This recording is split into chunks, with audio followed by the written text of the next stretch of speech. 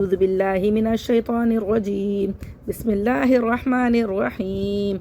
وإذ نجيناكم من آل فرعون يسومونكم سوء العذاب يذبحون أبناءكم ويستحيون نساءكم وفي ذلكم بلاء من ربكم عظيم. وإذ فرقنا بكم البحر فأنجيناكم وأغرقنا آل فرعون وأنتم تنظرون. وإذ واعدنا موسى 40 ليلة ثم اتخذتم العجل من بعده وأنتم ظالمون. ثم عفونا عنكم من بعد ذلك لعلكم تشكرون. وإذ آتينا موسى الكتاب والفرقان لعلكم تهتدون. وإذ قال موسى لقومه يا قوم إنكم ظلمتم أنفسكم باتخاذكم العجل فتوبوا إلى بارئكم فاقتلوا أنفسكم ذلكم خير لكم عند بارئكم فتاب عليكم إنه هو التواب الرحيم.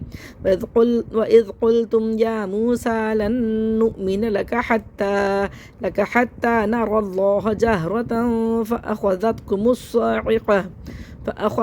الصاعقة وأنتم تنظرون. ثم بعثناكم من بعد موتكم لعلكم تشكرون. وظللنا عليكم الغمام وأنزلنا عليكم المن والسلوى كلوا من طيبات ما رزقناكم وما ظلمونا ولكن كانوا أنفسهم يظلمون.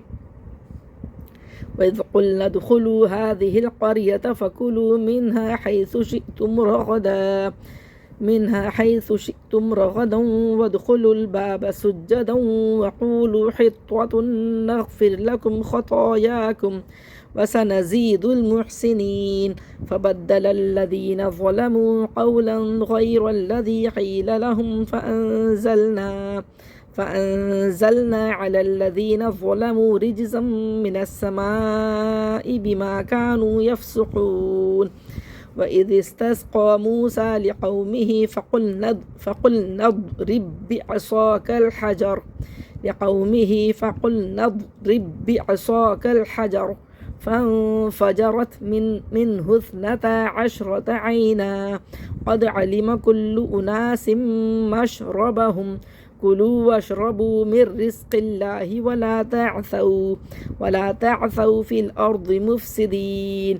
وإذ قلتم يا موسى لن نصبر على طعام واحد